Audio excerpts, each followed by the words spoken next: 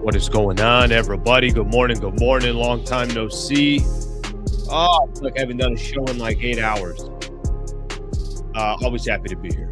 Always happy to be hanging out with my people. Thank you very much for being a part of the show. What are you going to do? What are you going to do? Nothing we can do right now, you know? Things have changed drastically around Lakers basketball. I think that is safe to say. I still got some good NBA around the league. I mean, if you guys want to talk NBA, I'm down to. NBA basketball or Lakers basketball, a little bit different right now. A little bit different. Thank you very much for being a part of the show. Appreciate you guys hanging out here on a Wednesday, April 8th. Hopefully everybody's having a very, very nice day this morning. And we're going to break as much as we can down. Obviously, Lakers took on the Oklahoma City Thunder yesterday. Thank you for everybody that was a part of that postgame show. I got to be honest with you. That postgame show was very entertaining to me for some reason. I think everybody was on edge. And I felt like I was like a calm, soothing zen. I don't know if I was calm and soothing for anybody else, but I was calm and soothing for myself. Enjoyed that post-game show. If you want, more of that breakdown from yesterday's game, you can go back and take a look at it. We got a lot of good topics to get into today, as you guys can see right here. Does everybody see the topics? Tell me if everybody sees the topics, because I was having a little dispute with my producer here. He's saying he doesn't see the topics. I'm like, well, I see the topics. So I hope everybody sees the topics. So hopefully it's there for you. All right, let me give everyone a quick idea of what's going on today, what we got planned for the show. Thank you again for being here. Here's what we got going on. Honestly, kind of a worst case scenario for the Lakers. It's genuinely just getting worse. And I was giving this example yesterday in the postgame show that a week ago today, the Los Angeles Lakers were flying high. You cannot fly any higher than how the Lakers were, how good they were feeling after that Cavs win, how everything has just fell apart in 1 week. And it actually genuinely keeps getting worse. Some of it also has to do with some of the other teams out there, some of the other squads that are doing their thing. And the Lakers are continuing to fall in the standings, so that's obviously one piece of it. I'll spend some time also talking about the JJ Redick and Jared Vanderbilt argument, whatever that was. I could look at this in a couple different ways, and I got some sound that we'll play for JJ Redick of talking a little bit about it, post-game show and addressing it. But for the most part, for me, I think it's kind of a combination of Vando, not a good look for him. And then also, to be honest, the JJ Redick piece, like, I don't know. Of all the games that you want to slam into the team, it's this one. Of all the games that you want to pick on players, it's like, are you sure that one? The one against the Oklahoma City Thunder without Luka, AR, LeBron, Marcus Smart, Jackson Hayes? Like, is this the game where all of a sudden the standard has to be held to this unbelievable level? I don't know if that's the game, but we'll play a couple different clips.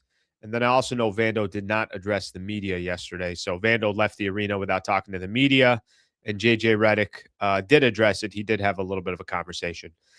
Deandre Ayton, let's have a chat about Deandre Ayton. We've kind of the roller coaster of Deandre Ayton this season. Yesterday was, I think, a new low. With so many different players out, it's like, what leaders are going to step up? Deandre Ayton was like, not me, guys. Yeah, go. Take a look somewhere else. Go to Luke Kennard. Go to Jake LaRavia.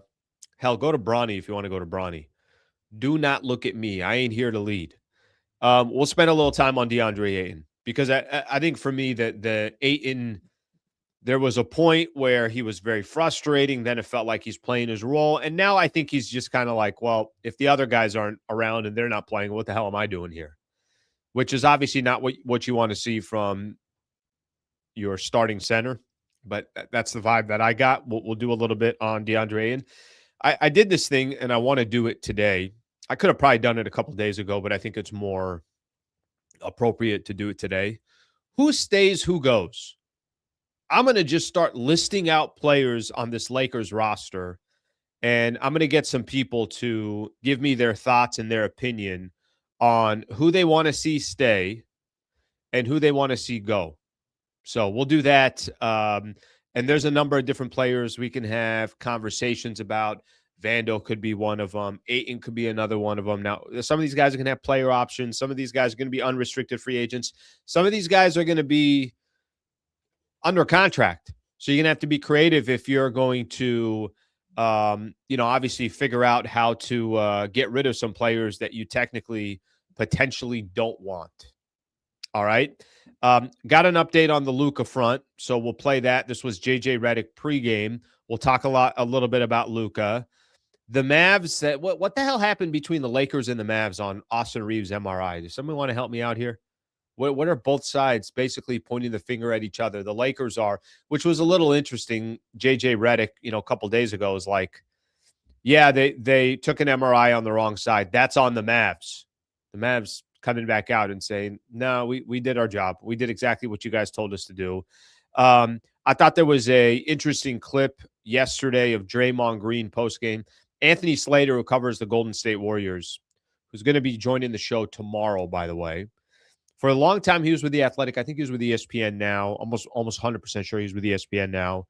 He's going to join us tomorrow. But he took some video yesterday. When I finished the postgame show, I was kind of scrolling through Twitter, and I saw Draymond talking about the play-in tournament. And I think I have a solution for the play-in tournament. I think I figured everything out. So everybody could go to sleep very comfortably tonight because I figured out what's wrong with the play-in tournament. Got a couple of things around the NBA news. Standings-wise as well, and then we'll go from there. Let me get a couple of these comments in. Thank you, everybody, for being here.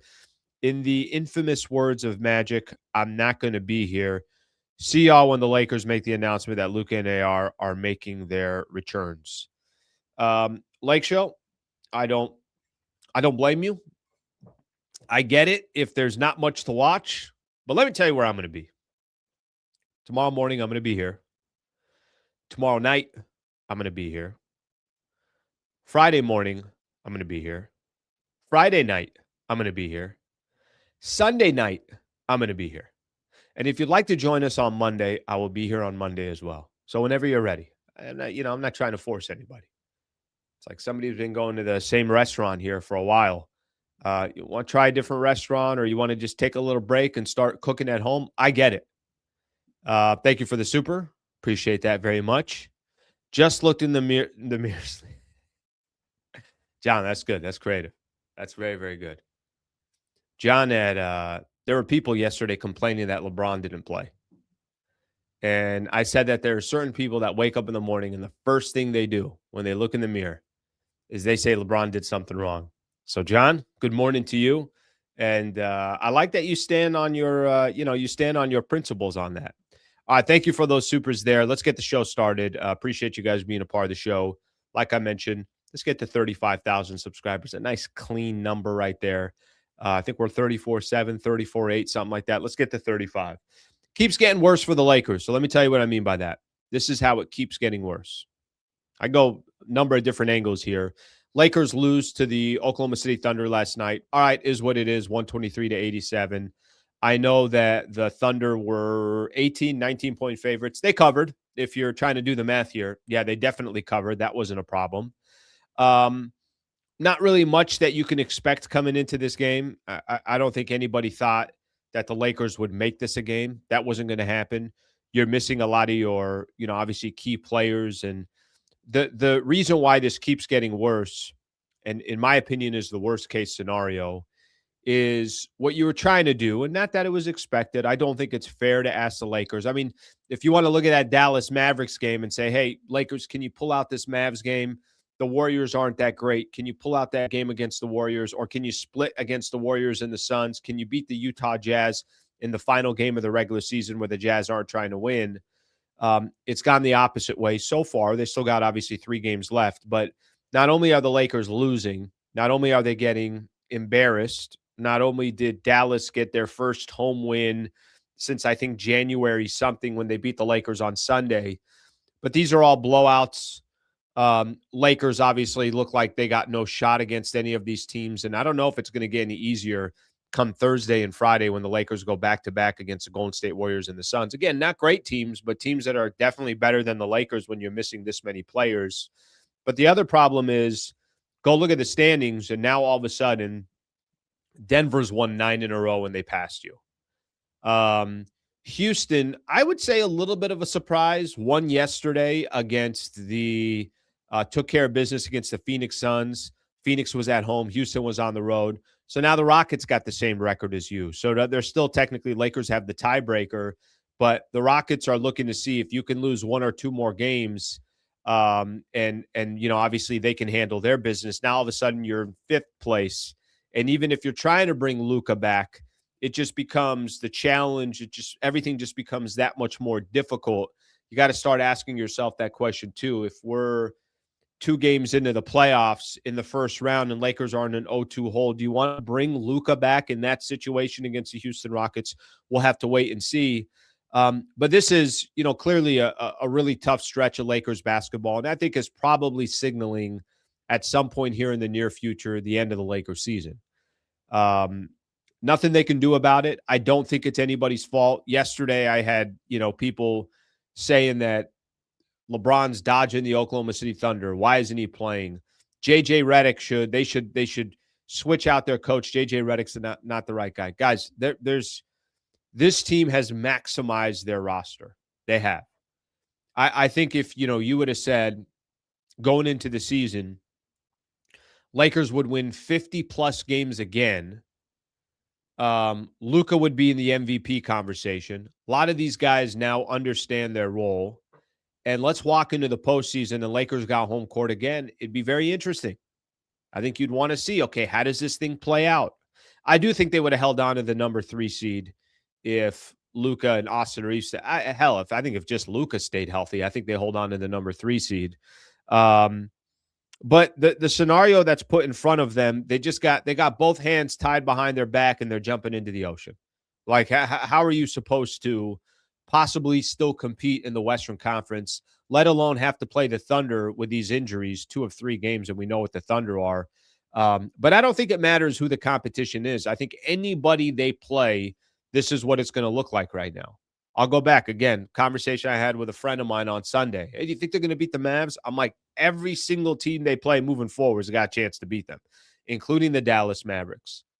And I know that was, an incredible night from Cooper Flagg, but you don't need incredible nights. You just need guys. I mean, look who the Lakers were playing yesterday. Some of the players that they had in there, it was just like, yeah, they're going to lose this game by 30 plus. And that's exactly what ended up happening. So it's getting worse, in my opinion, is because now you can't hold on to where you are. You're not treading water. You're dropping in the standings. And there's just this like realization that has happened with the Lakers. Yeah, I don't think, the idea and the concept of like there's going to be this savior coming in of Luka. Well, how is that? That's a lot to ask for. And, I got my doubts thinking that that's going to happen. All right. With that in mind, I did think last night, the only thing I really kind of took away from that game, it was great to see Adu Thero get some minutes. By the way, needed 8 stitches on his forehead after taking that elbow from Chet Holmgren. And that dude was like, all right, cool. Let's get me back in the game. So Adu Thero, I think, is going to be a nice part of this Lakers future. So I'm looking forward to see what he can bring to the table. JJ Redick and the Vando altercation. I'm going to get into that in just a second. Let me take a look at a couple of the comments here before we do that, and we'll go from there. It's over, bro. Actually, y'all never were contenders. David, I'll tell you this. I think, depending on what your definition is for a contender, if the definition is just point blank, you got a shot at winning a championship, I don't disagree with you. But if that's the case, you probably just have 2, maybe 3 of a stretch with the Denver Nuggets, because Denver would play San Antonio in the second round. One of those 2 teams would go up against the Thunder. So you're probably talking about 2-3 teams that are contenders. And I think in the Eastern Conference, probably 2-3 teams max that are contenders in the East. Lakers aren't alone in this. And if you listen to this channel, and if you spend a lot of time obviously consuming my content, I also have not been blowing up smoke up people's, saying, yeah, Lakers are true contenders. Now, I will say I did get caught up in the 15-2 record. I really wanted to see what they would do against the Oklahoma City Thunder, but I did think in that game against the Thunder back on Thursday, about a week ago now, that I thought that game was it would be a surprise if Lakers were in it, 6 minutes left to go in the fourth quarter. That's what you were hoping for, but I thought OKC, I thought that game meant something to them as well, and it turned out that it did mean a lot to them as well. All right, let's see what we got here. Thank you for the love. Thank you. Thank you, SK Wonderful. Appreciate that. Let's get another one here. Luka Reeves and LeBron, if he wants enough to reduce his salary to permit talent acquisition, Jake is a solid role player. Luke is contributing role player. Smart is a brilliant role player. We'll get into the who stays, who goes, because I do think that's a good conversation. Starting lineup is missing 1 through 3. No team will win like that. Not even no team will win like that. No team will even hang around and keep their head above water. Okay, let's play a clip here. JJ Redick yesterday. First off, let me say this. Here's what he said about the incident with Vando. I don't need to play it again. I played it last night. I'm sure a lot of people saw it. An argument in the second quarter. Jared Vanderbilt goes up to JJ Redick after he calls a timeout, 16 seconds in the second quarter, and takes Vando out. There were two different clips. And here's what JJ Redick said. I'm going to play the second clip, but here's what JJ Redick said. He said that between him and Vando, it was a confluence of things that led to Vanderbilt being subbed out so quickly in the second quarter. So multiple things. By the way, he also did this in the opening minute of the game where he was yelling at Rui Hachimura and took him out and put him on the bench. So I don't think it was just a Vando thing. I think it was a couple different things. Eric, see if you can pull up this clip here, and we could take a look at it together. Here is JJ Redick, who, after he said the confluence of things, it was a number of different things that led to him deciding to bring Vando out. Take a listen to the rest of his post game. This is coming from Dan Weike's asking the question. Well, I guess just what has been sort of like the emotional whiplash of like the guys that are on the court tonight, the Ruiz, the Deandre Aytons, guys that, a week ago were focusing for, a push for really deeper in the playoffs to now kind of just sort of like treading water, I guess. Well, that's one way to look at it. That's not how I look at it. And it's my job to make sure. And again, this is the way things started tonight. And, I just called the early timeout because Rui didn't do his job. And so took him out of the game.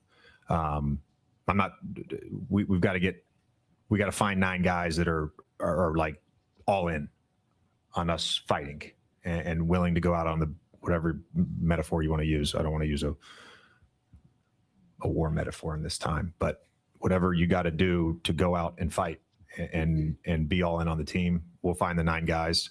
It's a great opportunity for us over the next, 3 games to find those guys.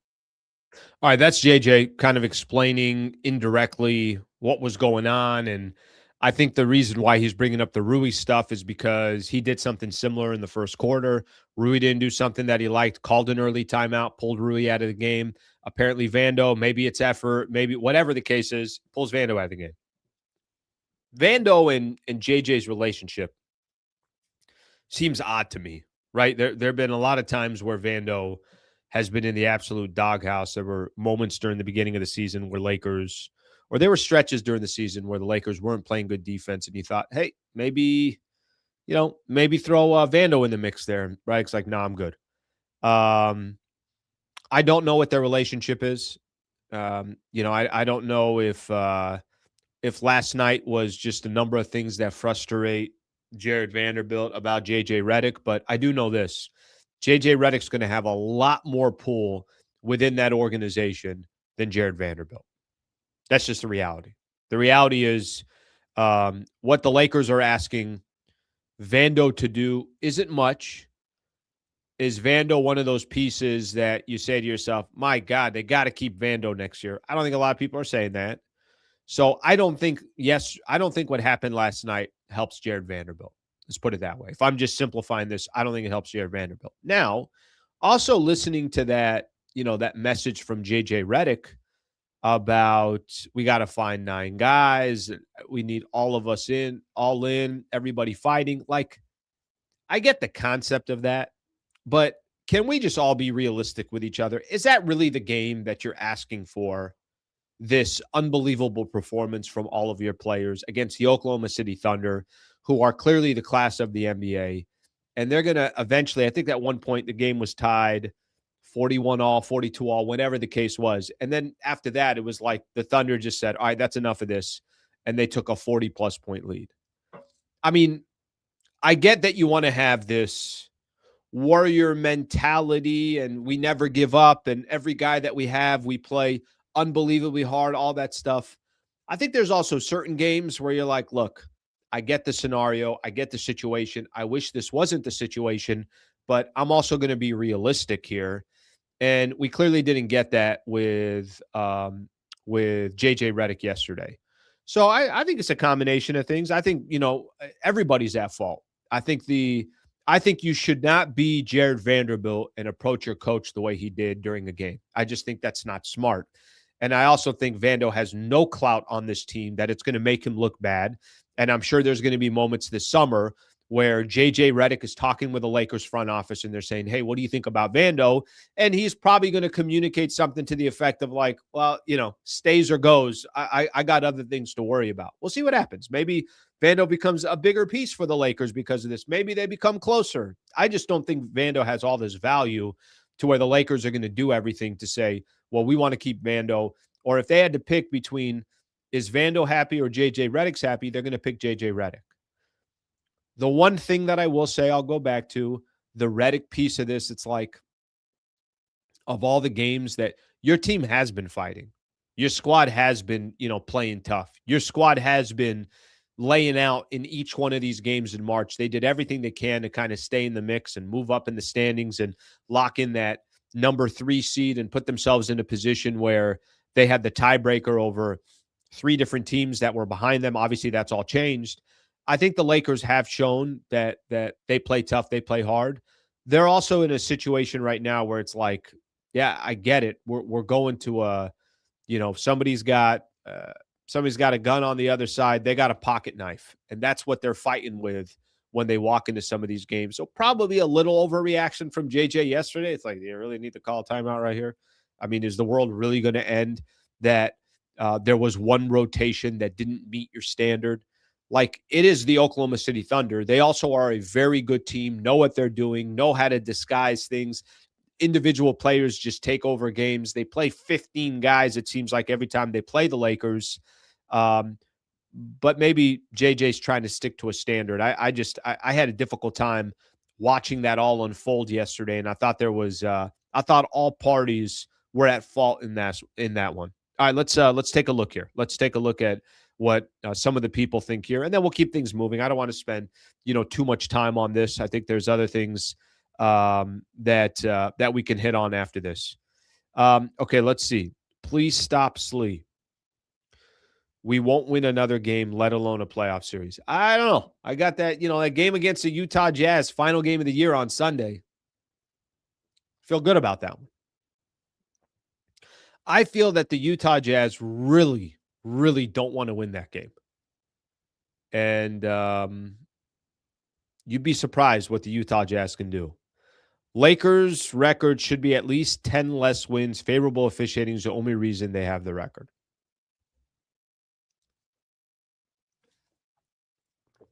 Sometimes there's comments where I just can't do anything with. What am I supposed to do with this? Am I supposed to say you're right? They should have 10 less wins because of the officiating? All right, you're right. They should have 10 less wins. JJ is gone. Who cares what he says? He's definitely not gone. If you think JJ Redick is going anywhere, let's stay on JJ for a quick second. Let's stay on JJ. Because I had some people yesterday bringing this up in the post-game show, which I disagreed with, but part of the reason why I love doing the show is to get thoughts and opinions from others, get a lot of people who are also watching the games, get their opinions on the game as well. I don't think JJ's going anywhere. Lakers, by the way, extended JJ, which I disagreed with to start the season. I was like, he's only in year one. Why are you extending him? But I don't think JJ is going anywhere. And I don't think JJ has done anything wrong to lose his job, hypothetically, at the end of the season. The only thing I wanted to see from JJ Redick, and I wanted to see it from Austin Reeves as well, and I think we're not going to get that opportunity to see it. The only thing I wanted to see from both of those individuals was, hey, what can you do in the postseason? What's it look like in the postseason? Because JJ last year against Chris Finch and the Minnesota Timberwolves, they ran circles around him from a coaching perspective. Now the roster had flaws, all that stuff, but they ran circles around the Lakers. So there was a part of me, I think like a lot of other Laker fans, that just wanted to see, let's see another playoff run with JJ Redick so that he can also give some comfort to the organization and, let everybody know that he's the right person for the job in the postseason. We're not going to get a chance to see a full Lakers squad, so I don't know how much we're going to learn from JJ Redick in the playoffs. I don't know. I mean, you could try to be a hard ass, you could be all that stuff. You don't got talent, you don't got nothing. You still need talent. And the conversation, I was listening to a lot of people yesterday saying that, well, I think, JJ's not the right guy for this. Explain to me why the Lakers want to go out and go hire another new head coach. This is a organization that over the last, 10 years cannot hold on to a head coach. Doesn't matter if you win a championship. It doesn't matter if you're a lottery team. It doesn't matter if you make a playoff run. It doesn't matter. I mean, the Lakers are everything is just this microwave. Nothing gets an opportunity to actually bake. Are people trying to make a case here that JJ should be the next to go? I mean, I don't know what you're looking for, but it feels like, and listening to a lot of comments from the stars, I'll give you an example. Luka Doncic. I think Luka's okay with JJ Redick. And if Luka's okay with JJ, then JJ ain't going anywhere. It's amazing the same players you just saw get belt, put ass people going to keep. What part are they getting? I don't understand. I don't know if I'm tired of watching us lose. They need to make drastic changes next year. Guys, you do realize they're only losing because they're injured, right? I mean, maybe you could say against the Oklahoma City Thunder. I mean, the idea and the concept is, obviously you're trying to go out there and do everything you can to compete for an NBA championship. You're just not on that level. That's not on JJ. That's on the front office of improving the roster. Let's get a couple more in here. JJ's looking for 9 guys making under $5 million a year to take on the NBA's. But imagine if we could say that at work. Imagine if we could say, I'm not working hard. I mean, I'm making under $5 a year. $5 million a year. Do you know how much money that is? My God. What's the direct deposit on that every 2 weeks? Pay off your taxes. Pay off your agent. That's a lot of change coming your way. $5 million a year. Vando has no clout. He's covered for Braun on defense for years and is our tallest athletic defender. Geez, we have short memories. Vando doesn't deserve this. Shame on you. Kirk, you might not like it. I'm just watching how the Lakers use Jared Vanderbilt. Vanderbilt's name's not, is not called upon on a continuous basis. Don't be mad at me that JJ Redick is not playing Jared Vanderbilt. The Lakers are not using Vando. So you might think that he's been phenomenal and he's covering for LeBron. He's doing this on defense and everything else. The Lakers do not use him all that much. In that month of March where they went 15-2, were we sitting there every single day and saying, God, there's another unbelievable game from Jared Vanderbilt? Jake LaRavia has taken his minutes. Marcus Smart, when he's healthy, obviously has been on the court a ton. Jackson Hayes is a player that they lean on a lot. I mean, there's a lot of players that the Lakers are looking towards, and Vando isn't technically one of those guys. Savage, I was proud of the team overall in the first quarter and a half, trying 3 times and making OKC bring Shea off the bench. But after that, Lord help us. Yeah, and what were you expecting? Again, the spread yesterday was the highest spread, if I'm correct on this. The spread yesterday was the highest spread since, I want to say, 1990. That's how big of an underdog the Lakers were. It was the biggest Lakers spread since 1990. Savage, I appreciate your super there, so thank you very much. And they did, again, a quarter and a half or so, doing what they can. I think it was a 7-point game by the end of the first quarter. But there was going to come a time where the Oklahoma City Thunder were going to take over that game. And of course they did. The bigger question is, can they hang with the Warriors? Can they hang with the Suns? And if you lose both of those games, now you probably have locked in the number 5 seed. That's going to be back-to-back on Thursday and Friday. John Wayne, remember when Kobe ruptured his Achilles for an 8th seed? LeBron loses to lowly Dallas and sits out OKC as he squanders the 3 seed Luka gave him. Well, he played against the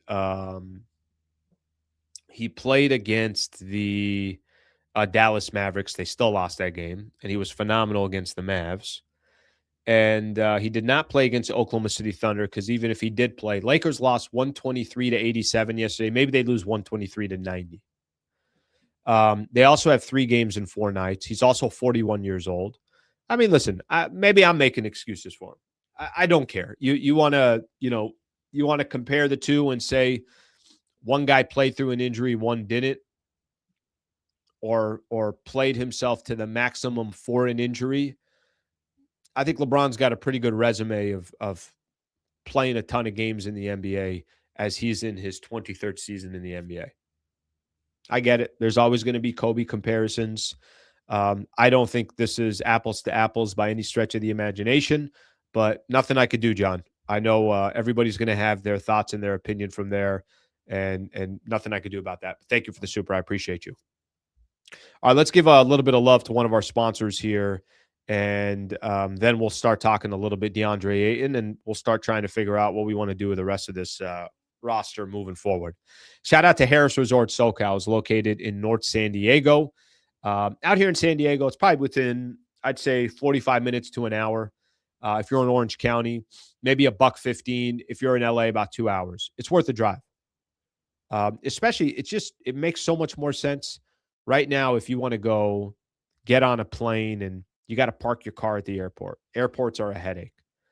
Then you got to buy flight tickets. Then you got to go rent a car wherever you get to. Before you even checked into a hotel or anything. Efficiently, it makes a lot more sense to just get in your car and drive to Harrah's.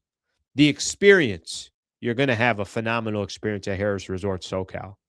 They got great restaurants. I also always mention Hell's Kitchen. I think one of the most underrated restaurants out there is Rita's Cantina, which is phenomenal Mexican food. It overlooks the pool. They got a lazy river. They got a swim-up bar. You can bring the kids for the lazy river. You can enjoy the swim-up bar. Out in you got the Palomar Mountains in the background. It really is beautiful. We had such a great time last week when I had some of the listeners join us. A lot of them were very appreciative of the rooms, appreciative of the resort. HarrahSoCal.com is the website. Go see for yourself. I mean, obviously, they are a partner here, and I'm definitely trying to take care of our partner. But you go on the website and you determine if it's right for you. But I do think you will enjoy it, and it's just a great place for a staycation if you're out here in Southern California. Okay, let's keep moving. We got some more topics that we want to get into. I kind of laid off the Deandre Ayton piece for a second there. I laid off Deandre Ayton for a while, and part of the reason why I laid off of him is because, I don't know, I thought the Lakers were rolling, and he was playing his role, and there were some games. Remember last Tuesday, so about a week ago, they had a game against the Cleveland Cavaliers, and it was Jared Allen, and it was Evan Mobley, of course, Jackson Hayes, and Deandre Ayton. I'm like, hey, Ayton was the best of all the bigs tonight. Ayton was the best of the bigs. And I just, I believed him. He was playing his role. He was doing everything that he can do. And yesterday, he jumped out. It was just, there's nothing I could do. He just jumped out. We're gonna play this because I'm still kind of trying to see how much of. Let's play that. I think we have it. The clip of DeAndre Ayton or JJ Redick talking about DeAndre Ayton. Let me just say this. Let me just say this in regards to the clip. If I'm correct, DeAndre Ayton had 3 points and 3 rebounds yesterday. So there are times where I kind of justified, or I said to myself, like, hey, there's nothing to talk about with Ayton anymore. The guy is playing his role, or my expectations came all the way down, so I stopped wanting to pay attention. And then there was a game like yesterday where the Lakers literally are missing 4 starters and, just doing everything they can to just stay in the mix here. And I don't even care if they lost the game. They were going to lose the game either way. But tell me Ayton got 15 and 8, right? Who else is going to get the ball? Tell me at least Ayton did something that we could look back and say, well, at least Ayton did his job. 3 points and 3 rebounds for Deandre Ayton. Let's take a listen here what JJ Redick said after the game. JJ, you mentioned on Saturday, the practice before the Dallas game, that you're going to ask DeAndre some different things. What are those things, and how do you think he's? Yeah, he's had trouble catching the ball. So we've ran a bunch of plays for him. He's just had trouble catching the ball. Yep. And I don't know if that's the passing or if it's him trying to get position. He hasn't been able to catch the ball. Sure. No, I mean, listen, I get it, man. It's crazy. Sometimes the way that pass a little difficult, a little spin on that ball sometimes. So kind of throws him off a little bit, which is why he had 3 points and 3 rebounds yesterday. So let me get this straight.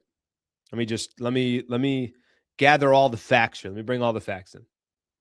No LeBron, no Luka, no Austin Reeves, no Jackson Hayes, the other big man for the Lakers, and no Marcus Smart. Well, then DeAndre Ayton's obviously going to jump in there. He's going to get some looks. He's going to get some opportunities. 3 points and 3 rebounds.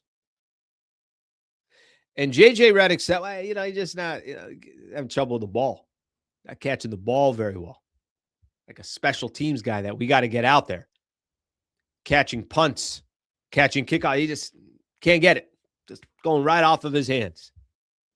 So for anybody who's wondering why Ayton had 3 points and 3 rebounds yesterday, I got it. Figured it all out. It's the ball. Catch the ball. Damn, how pathetic is that from DeAndre Ayton? How awful is that? And I have tried, in my own world to say, lower your expectations. Okay, maybe bring them up because he's playing a role. 3 points and 3 rebounds. I got nothing for you guys. This is going to go right into my conversation. There were some articles that were being written over these last couple of days, maybe over the last week or so. And we kind of try to do this together. And some of these the Lakers are not going to have control over. But for the love of Jesus, the fact that this is a conversation about DeAndre Ayton is just that's a frustrating one. I put this thing together. Who stays and who goes? What players do you want to see return next season? What players are you like, yeah, I'm good on that one?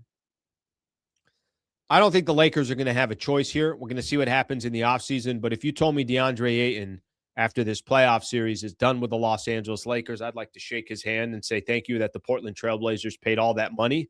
But the Lakers got to move on from DeAndre Ayton. That'd be my hope. Now, it's not up to the Lakers.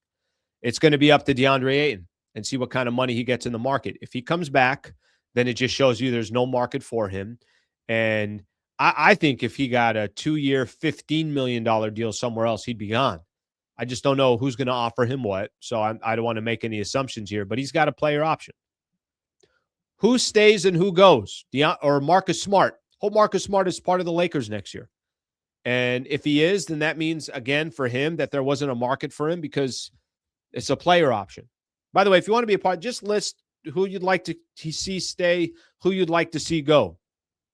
Okay? Who are some players that are on? You had the player options are Ayton and Marcus Smart. I'd say Ayton, thank you for your time. Hopefully he's not back with the Lakers. Marcus Smart, I would say it'd be nice to have him back. I like Marcus Smart. Problem is he's obviously had a handful of injuries now. Okay, who are players under contract that you'd like to see stay? I'm good with Jake LaRavia. I don't think he's a problem. He's $6 million a year. He'll be an expiring contract next year. No problem at all.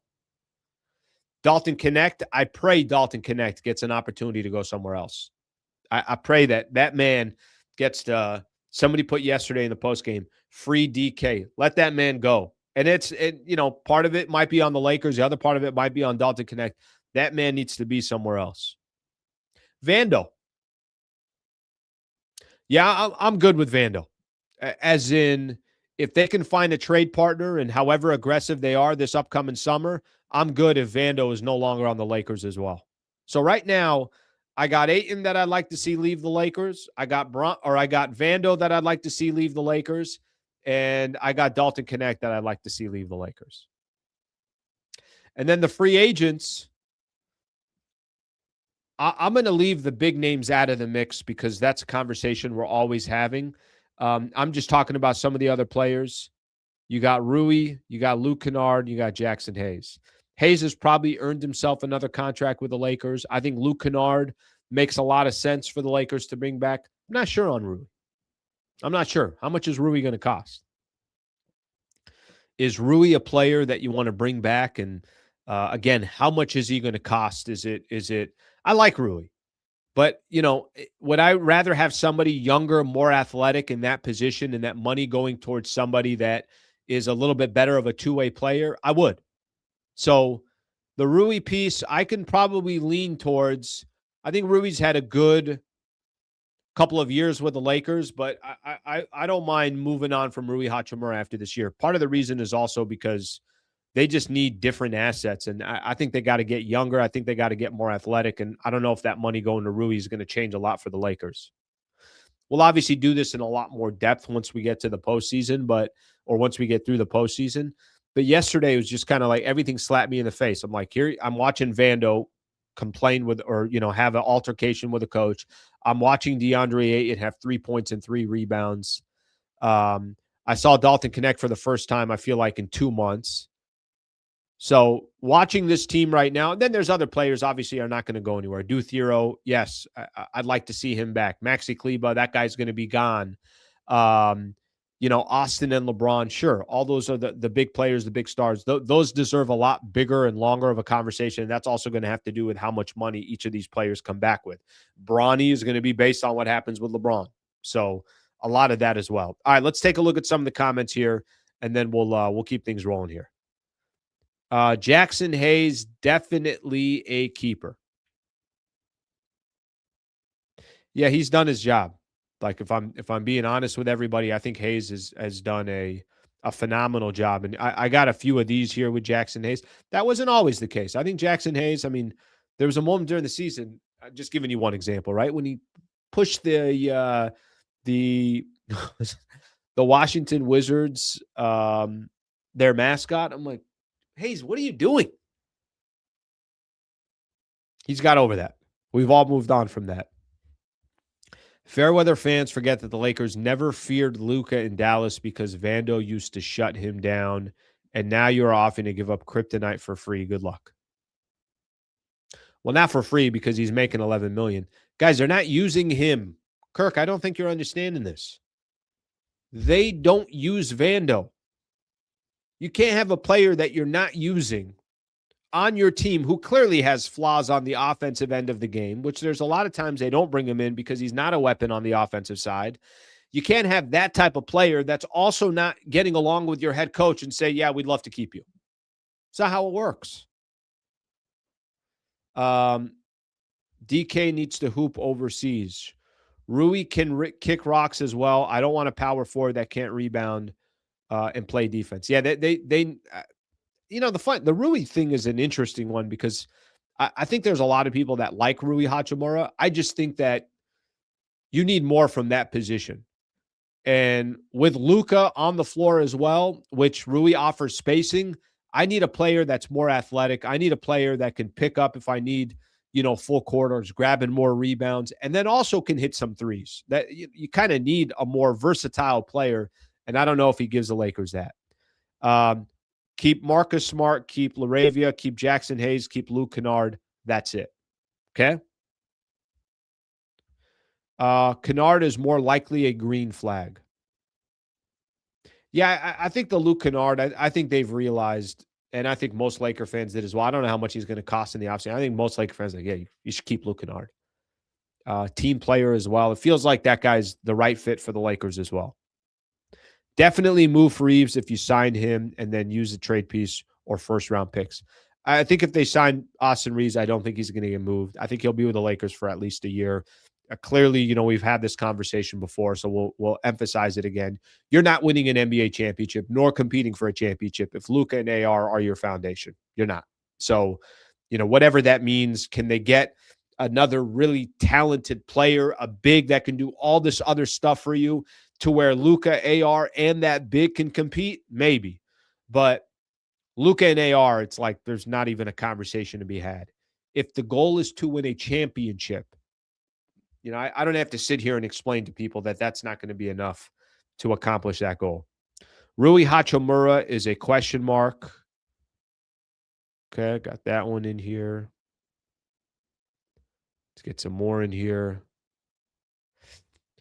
Slee keeps talking about which players should reach. This is a good point. Forget the players. Start at GM. Pelinka got to go. Pelinka can't be allowed to make these decisions again. He can't keep getting away with this. Yeah, I think now it's on your ownership. So I actually don't put much more blame on Rob Pelinka anymore. Now it's going to be up to ownership to get him the resources he needs or to make the determination that he's not the right guy. So anything Pelinka does moving forward, you got to look up a little bit higher. Because I know that the Buss family probably was not going to give the resources Pelinka needed. I know that the Buss family was more interested in hiring friends and family than they were in let's go get the best in the business. That's kind of blunt for me to say, but I think if you do look around, it was a family-run business, and it was operated like a family-run business. I don't think Mark Walter is going to be running a family-run business. He's going to be running a results-driven business. So there will be less on Pelinka's back because if Pelinka is struggling, that ain't on Pelinka. That's going to be on Mark Walter. And the more success Pelinka ends up having or the more resources Pelinka has, that's going to be from Mark Walter. So, got to move up higher in that chain is what I would tell you. But I think the observation is fair.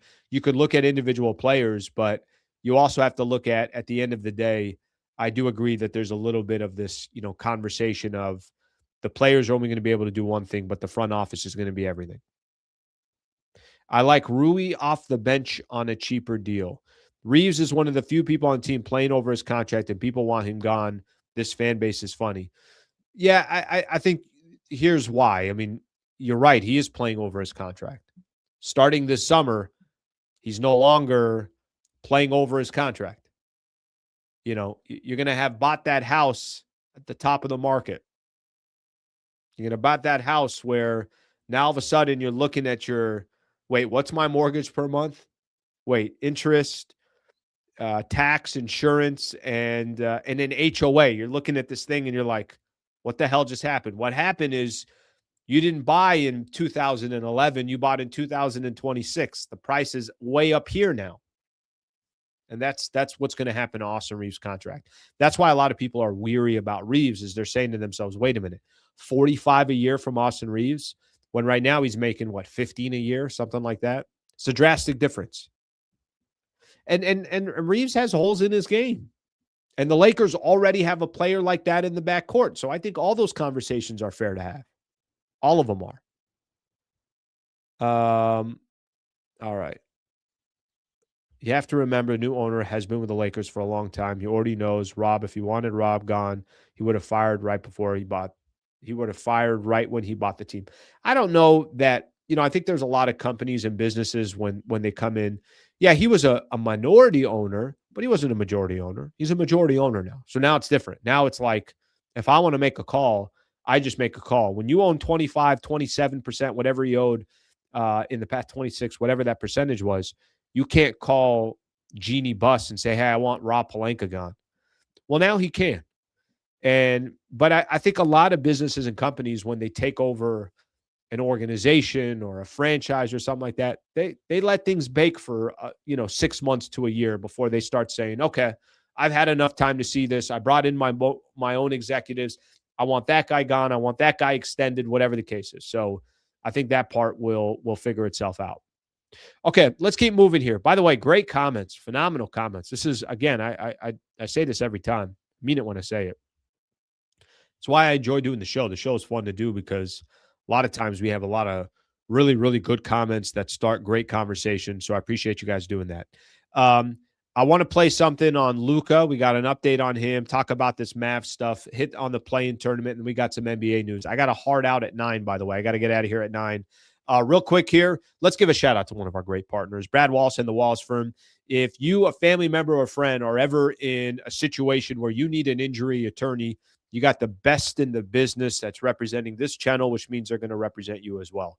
WallaceWins.com/Sliwa is the website. If you go to that website, get an absolutely free consultation. There's no headache here. Somebody from Brad Wallace and the Wallace team, if you go to that website, will and fill out the free consultation form, will reach out to you and they will help point you in the right direction. That's all you're trying to do. At the end of the day, the only thing that you care about is, obviously making sure that you, a family member, friend, you want to make sure you're represented properly. They can help anybody in the state of California. The website, WallaceWins.com/Sliwa. Hope you never need them. If you do, best in the business, best reputation, WallaceWins.com/Sliwa. Okay, let's kind of power through here. I got a Luka update for you. I just want to play something from the pregame show yesterday. We're going to play this here real quick. This was a question coming from Ben Royer from the OC Register, who's asking JJ Redick pregame before the Lakers Thunder yesterday about Luka, his grade 2 hamstring strain. Take a quick listen. I'm not going to share how long he's going to be over there, but I think he's in good spirits. I think he's, in my conversations with him, he's motivated to do everything possible. And I know for him, it's hard for him not to be on a basketball court. That's his happy place, and he's, one of the handful of guys that really play year round, and it's not just international competition, but he likes to be in the gym. He likes to be working on his craft, and I think it's hard for him, and he wants to get back on the court. All right, that's JJ Redick talking about Luka Doncic. So we'll see what happens. I mean, it's really, really tough to try to predict what's going to happen here. When you initially saw the grade 2 sprain, you just kind of were like, all right, well, this ain't happened. They got no shot. They got no chance of, obviously bringing him back in the first round of the playoffs. He goes to Spain. He's trying to get expedite the process. I got no idea what's going to happen. I mean, if you told me before the playoffs start, Luka Doncic is 100% ready to go, obviously I'd be shocked by it, but it would also give the Lakers a legitimate shot in the first round. If you tell me that he's coming back after 2 games, now I'm starting to ask the question, you want to bring him back? Is he 100% healthy?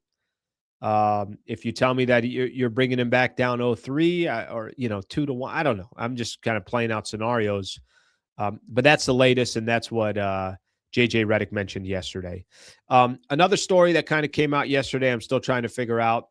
Dallas Mavericks dispute Lakers coach JJ Redick's claim that their medical team examined the wrong part of Austin Reeves' body.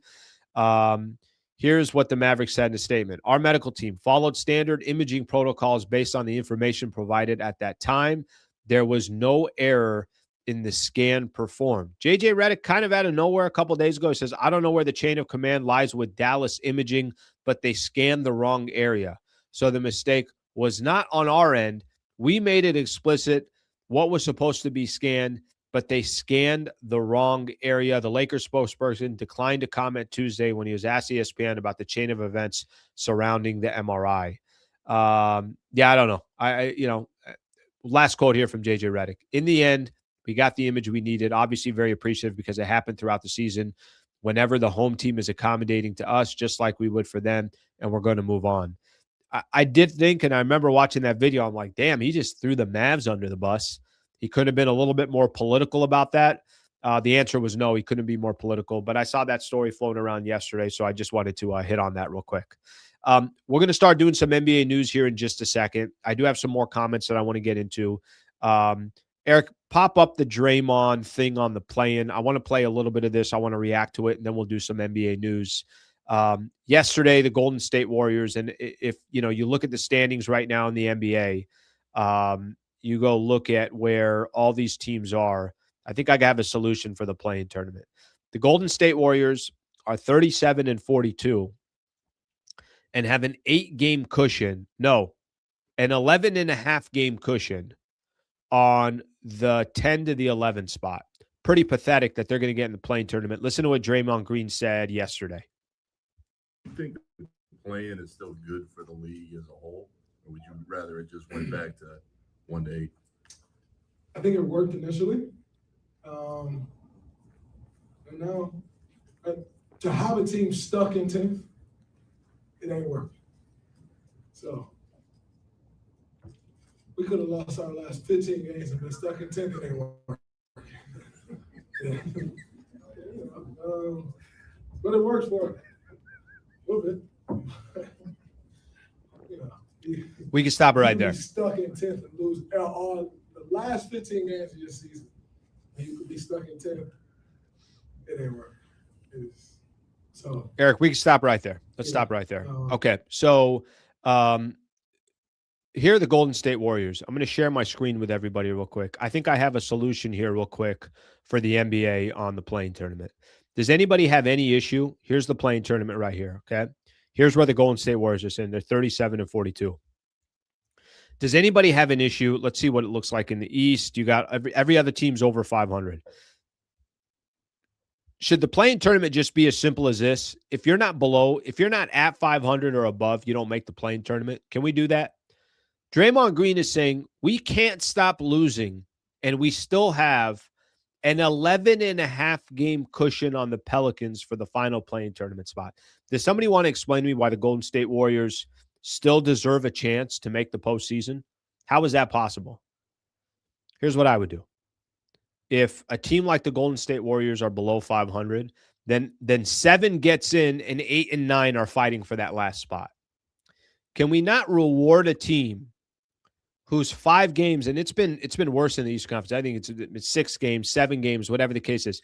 It's been very, very ugly in some of these conferences when it comes to, obviously teams that got a shot at making the play-in tournament. I love what Draymond said there. I might not agree with a lot of what Draymond Green's saying. Draymond Green's like, how do we still have a chance of making the playoffs? And when the Lakers play the Warriors in their next game, and Anthony Slater, who we pulled this from, we pulled that clip from, when the Lakers play the Golden State Warriors coming up tomorrow, he's going to join the show tomorrow, by the way, probably in the back half of the show. They're going to still be playing a team that has something to play for. So I don't get it. I don't understand it. I actually think it looks pathetic from the NBA that they still have teams that are out there that still have a shot that are 5, 6, 7, 8 games below 500. Let's just not give them a shot. If you're at 500 or above, you could be a part of the play-in tournament. If you're not, why don't we take that spot out of the mix? Because that team obviously did not earn an opportunity to make the postseason. And whether it's injuries, whatever the case is, it doesn't matter. I think for me, what I'm looking at from a team perspective, it's like, how do you even want to be a part of that play-in tournament? Let's see what we got here. Well, that would take away a play-in game. You know the league needs and likes the money. Need is much different than likes. Yeah. It's also pathetic that a squad is 5, 6 games below 500 and still has a shot. Come on now. You got any issue with it? Don't worry about the league. The league's always going to do whatever makes them an extra dollar, they're going to always do. But you as a consumer, you as somebody that's looking at the product, do you really want squads out there that have that much money that's sitting, or that have that many games below 500 and they still get a shot? No, thank you. No, thank you. That's my solution. The hell do I know? All right, a couple things around the NBA here, then we're going to get out of here. Victor Wembanyama, this is a big one. Avoids major injury, but doubtful versus the Blazers on Wednesday with a rib contusion. This just, I think, is the only thing that matters. I think this came out from Shams. Just the mere fact that Wemby is good to go is all the Spurs care about. So you shut him down. You're not going to move. You're not going to get to the number 1 spot. I want to say the magic number now for the Thunder is 1. You're not going to get him. You're not going to get to the number 1 spot. You're not falling past 2. Be strategic with Wemby. Leave that man alone and go have a real playoff run when you get that opportunity. Rockets beat the Suns yesterday. I mentioned that. That does not help the Lakers. And now the Lakers are in the number 4 spot, tied with the Houston Rockets. But both squads obviously tied, same record, but Lakers have the tiebreaker. Some notable games for tonight, at least some that matter. Grizzlies at the Nuggets, Thunder at the Clippers, Mavericks at the Suns. So a couple teams in the Western Conference at this point. Really, the Lakers still got a shot at number 3. Can't fall back to number 5. But it looks like Denver is starting to, separate themselves, especially if the Lakers end up losing tomorrow. So gives everyone a quick idea there. Let me read 1 or 2 more comments, and then we're out of here. Dylan Brooks would be perfect athletic two-way player. I think that dude was just quoted saying he wants to retire a Phoenix Sun, so he loves where he's at. Loves where he's at. Let's see what we got here. I agree, but saying the league won't do it. You're right. You're right there. I'm with you on that. I do agree that the league, again, will do anything possible for a couple more dollars. All right, my people, that's all we got for today. I did mention I got to leave here right on at 9 o'clock. Got a couple other things to handle here, but thank you very much for being a part of the show. Had a phenomenal show. Enjoyed it with everybody here. I will see you guys tomorrow morning at 8 a.m. And then, of course, the next post-game show we're going to do is going to be after the Lakers take on the Golden State Warriors. Thank you, everybody. Have a great rest of your day.